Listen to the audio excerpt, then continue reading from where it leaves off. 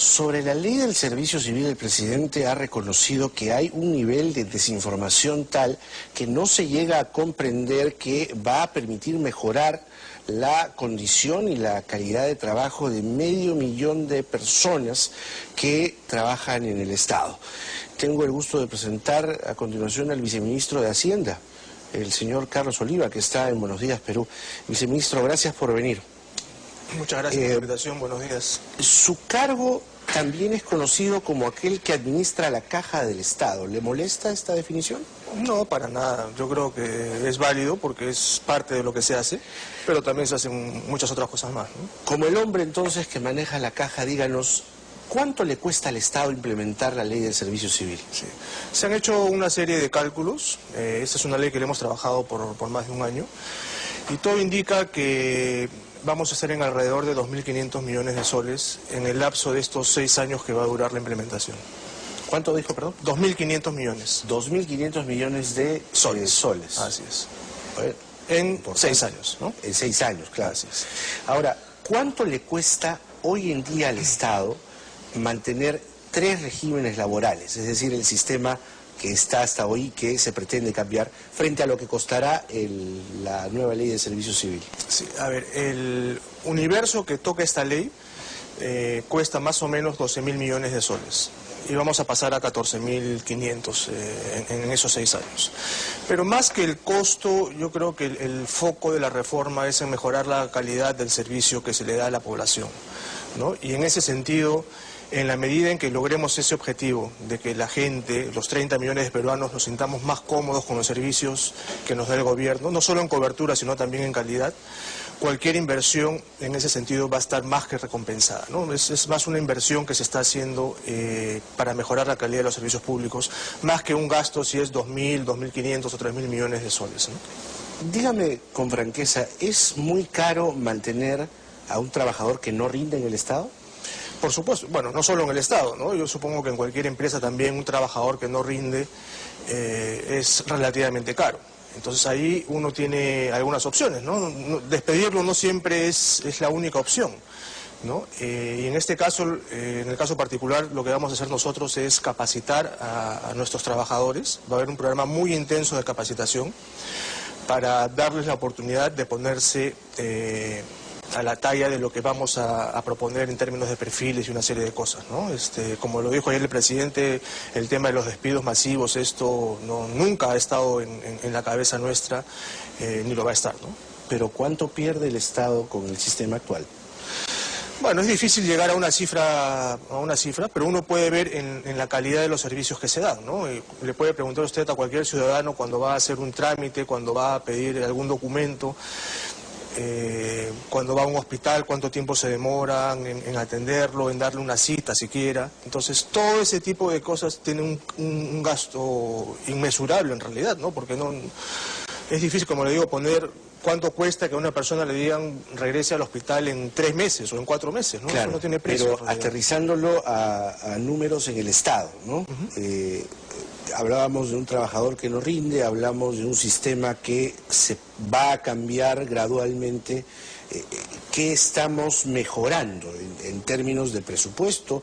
Claro, hay un tema de calidad, hay un tema de meritocracia, en fin, todos los conceptos que se han desarrollado en estas semanas, aunque el propio presidente ha admitido que no del todo bien de manera comunicacional, pero sí me interesa saber cuánto cuesta alguien que no rinde. O sea, en el Estado, ¿no? ¿Cuánto hemos perdido? ¿Qué estamos perdiendo?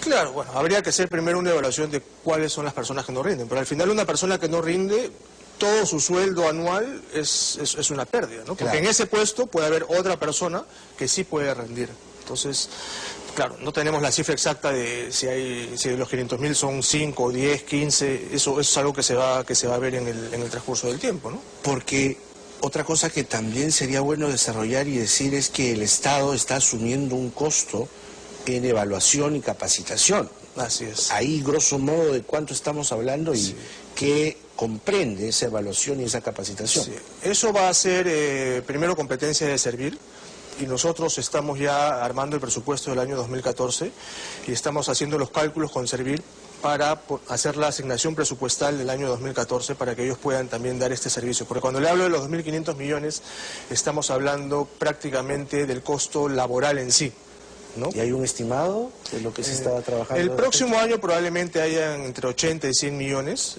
para servir. Y esto, como le digo, lo vamos a ver en la medida en que la implementación de la reforma vaya aumentando. ¿Cuál es la razón técnica o presupuestal, o si acaso política, por la que se elimina la negociación colectiva para el tema de los sueldos, gratificaciones y bonificaciones, que es algo que los sindicatos han utilizado como excusa para protestar en las calles? ¿Por qué se retira esto? Sí. Le agradezco la pregunta, porque la verdad es que hay un tema ahí que he tratado de aclararlo yo en algunas oportunidades, pero es bueno reiterarlo. En realidad, actualmente no existe una negociación colectiva de remuneraciones en el gobierno general, que es el ámbito en el que está esta ley, ¿no? Yo estoy ya casi 2 años en el puesto y en ningún momento se ha recibido un pliego de remuneraciones de un sector, porque eso no funciona de esa manera el Estado. Todos los aumentos que se han dado, y no solo en estos 2 años, sino que se han dado de siempre, se plasman en la ley de presupuesto, porque para subirle un sol a una persona, en el sueldo de una persona, de un trabajador, tiene que haber una ley. Entonces, en la ley de presupuesto todos los años se hacen algunas excepciones. Para empezar, la ley de presupuesto en el artículo 6 dice que todos los aumentos están prohibidos. Y después, más adelante, en algún artículo de la ley se dice, para tal grupo se le puede hacer un estudio para ver si se le puede subir el sueldo. No, eso es algo totalmente ineficiente y eso se ha hecho de siempre, es algo que se va a eliminar ahora, ¿no? Entonces nosotros no queremos ir por ese camino, y lo que se va a hacer ahora es, bueno, podemos hablar de eso más adelante, cuál es el esquema que estamos planteando, pero volviendo a su pregunta, no es que se esté retirando ningún derecho. O sea, en la actualidad nadie negocia sueldos en un pliego de reclamos en el gobierno general, es decir, en el gobierno central, en los gobiernos regionales y en los gobiernos locales. Donde sí se negocia, y he visto los pliegos, es en el tema de las empresas públicas. Allí sí hay pliegos y hay unos acuerdos, pero eso no está en el ámbito de esta ley. Eso está bajo la órbita de FONAFE y eso va a seguir otro trámite, eso no se va a tocar con esta ley. Entonces, decir que se están recortando derechos, que ahora no voy a poder negociar sueldos, es algo totalmente falaz. Eso nunca ha sido así, no ha sido así el año pasado, ni este año, ni el próximo año. Entonces, eso Claro, es bueno aclararlo. Pero en las empresas públicas, como usted bien dice, existe la figura de la negociación colectiva para temas de sueldos, que entiendo que con esta nueva ley desaparecería. No, porque como le digo, esta ley no influye sobre las empresas públicas. Ese régimen de las empresas públicas sigue tal cual, no se está tocando. ¿De qué empresas estamos hablando? Son 33, 34 empresas que tiene FONAFE. Está el Banco de la Nación, están las eléctricas. No, Petroperú no está en el ámbito de FONAFE. Es la única empresa pública que no está en el ámbito de FONAFE. Entonces me decía, ¿Sedapal? Sí, Sedapal, el Banco de la Nación, que es uno de los más grandes. Claro. Hay varias empresas eléctricas, ENACO, no sé, son 33, 34 empresas. Todas las empresas, está también E-Salud, que propiamente no es una empresa, por lo tanto sí entra en el ámbito de la ley. Y está Petroperú, que es la única, como le digo, que está fuera del ámbito de FONAFE, ¿no? Bien, hay una explicación que el viceministro de Hacienda nos va a desarrollar, sobre todo a lo que le interesa al trabajador del Estado, que es sobre sus sueldos, sobre sus bonificaciones. Lo que se ha dicho desde el lado del gobierno es que los sueldos mejorarían con esta nueva ley, y es algo que no se ha dicho. Entonces no se entiende bien. Claro, si citamos al presidente que no se ha transmitido las bondades de esta norma, probablemente ahí esté la explicación, una partecita, ¿no?, a las protestas, porque la otra evidentemente tiene que ver con el combustible que le tiran los sindicatos. Pero vamos a ir a una pausa, viceministro, permítanos, y vamos a regresar para seguir hablando de los números de la ley del servicio cívico. Regresamos.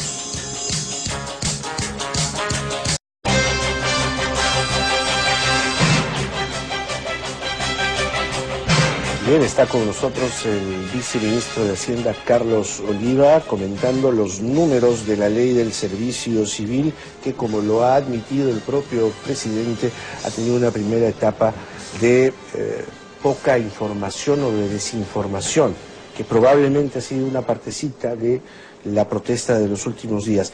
Viceministro, que los sindicatos insistan que con esta nueva ley vendrá una ola de despidos masivos, ¿es simple desinformación, temor a lo que ocurrió en los 90 o en realidad es una resistencia al cambio que los sindicatos utilizan como bandera de lucha? Sí. Yo creo que en distintos momentos del tiempo puede haber sido las dos cosas, ¿no? Nosotros entendemos que al principio hubo esta falta de información, que también tiene una explicación, ¿no? Porque al principio lo que había era un proyecto de ley que se había remitido al Congreso y al final, sinceramente, no sabíamos cómo iba a terminar de salir la ley. Es más, estuvo a punto de salir una ley que era totalmente contraproducente y distinta a lo que nosotros habíamos planteado, ¿no? Entonces, en ese sentido, sí, la información a veces no podía ser tan fluida porque no sabíamos cómo iba a terminar, ¿no? Entonces, entendemos que en un primer momento haya habido algún tipo de incertidumbre sobre lo que planteaba la ley. Sé que los principales representantes de los sindicatos han ido al Congreso. La ley ha estado en el Congreso cerca de 5 o 6 meses y han ido tanto a la Comisión de Trabajo como a la Comisión de Presupuesto. Ahí se han informado de lo que se estaba tratando, pero estoy seguro que ni ellos mismos sabían cómo iba a terminar la ley, porque acuérdense, el último mes fue muy difícil, no se sabía al final cómo iba a terminar la ley. Ahora, después de todo este tiempo, la ley ha sido promulgada, yo creo que todos han tenido oportunidad de leerla. La última semana entiendo que ha habido bastante cobertura sobre esto, tanto en medios escritos como en la televisión. Y en este punto yo sí diría que todos saben exactamente de lo que se trata esta ley. Se ha repetido más de una vez que no hay despidos masivos. Primero lo dijo el Premier hace una semana, ayer lo dijo el presidente. Entonces yo creo que si ahora, después de todo esto, los sindicatos siguen sosteniendo que va a haber despidos masivos, ya sospecho que ya no es desinformación, sino que hay algún otro tipo de, como usted dice, puede ser resistencia al cambio tranquilamente, ¿no? ¿La única razón puede ser resistencia al cambio o usted encuentra otras razones? Pueden también haber motivos políticos, ahí ya eso escapa un poco de mi análisis, habrá otras personas que lo puedan decir, pero definitivamente ya no es falta de información. ¿Quiere decir con lo que nos está explicando esta mañana entonces que el servidor público que se acoge a este nuevo régimen de la ley de servicio civil va a ganar más de lo que gana actualmente? ¿Cuánto más comparativamente hablando? Okay. En promedio, porque va a depender mucho de la implementación, pero en promedio le podemos decir que puede haber un incremento de 15%. De lo que gana actualmente, ya sea el 276, 728 CAS. Exactamente, sobre todo en el 276 va a ser el más favorecido en ese sentido. Pero aparte del aumento de sueldo, hay otros beneficios. O sea, el sueldo al final no es lo único que va a recibir el trabajador. ¿Qué otros beneficios? Hay otros beneficios. Por ejemplo, va a haber una línea de carrera, ¿no? Lo cual significa que la persona que entra, el servidor que entra a este nuevo régimen, va a tener una amplia variedad de posibilidades para moverse dentro del Estado, ¿no? Entonces una persona que ahora está en un ministerio puede encontrar una plaza abierta en un gobierno regional y puede aplicar a esa plaza y puede ir al gobierno regional y sigue ascendiendo en su carrera. Eso es sumamente importante porque es algo que no pasa ahora. Ahora básicamente el trabajador entra a un puesto y se queda ahí hasta que se jubile, básicamente, ¿no? Entonces el hecho de que haya una línea de carrera que te permita ascender y mejorar tus condiciones en función a tu rendimiento, es una gran ventaja que yo creo que los trabajadores están empezando también a darse cuenta de lo que eso significa. ¿Cuál otro? Después tenemos, vamos a ordenar la planilla. ¿Qué significa eso? Que todo el sueldo que recibe un trabajador va a ser materia del cálculo de la CTS y de la pensión, ¿no? Que es un tremendo beneficio, porque ahora la CTS, el cálculo de la CTS se hace sobre una pequeña porción de lo que es su sueldo. Pueden ser el 10%, el 20%. Entonces, cuando un trabajador que gana 3.000 soles trabaja 20, 25 años y se retira, le dan una CTS de 500 soles. Ahora no, ahora le van a dar un sueldo por cada año trabajado.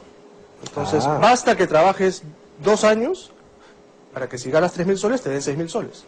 Entonces, con 2 años de trabajo vas a ganar 10 veces más por CTS de lo que hubieras ganado si te quedabas 25 años. Entonces es un tremendo beneficio también que van a tener los trabajadores. Y lo mismo aplica para la pensión, ¿no? Ahora la pensión la calculan sobre el monto del sueldo básico. Entonces uno se va al final, la mayoría de trabajadores públicos se van con la pensión mínima, que son 415 soles.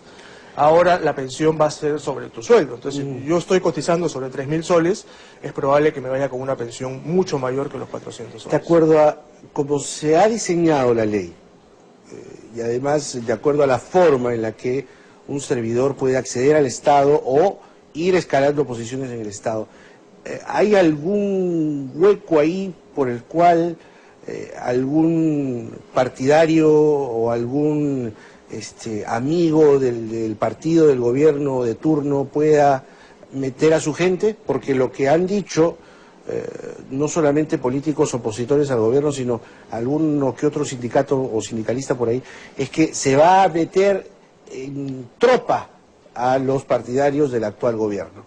¿Usted puede desmentir esa afirmación? Sí, completamente. Yo creo que eso no...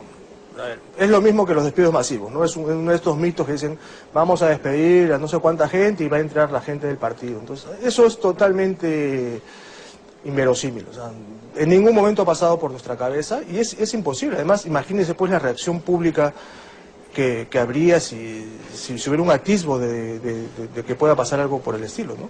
Lo que sí hay, que además está muy bien regulado, es que hasta un 5% de los trabajadores del nuevo régimen pueden ser servidores de confianza. O sea, no pasan por el concurso.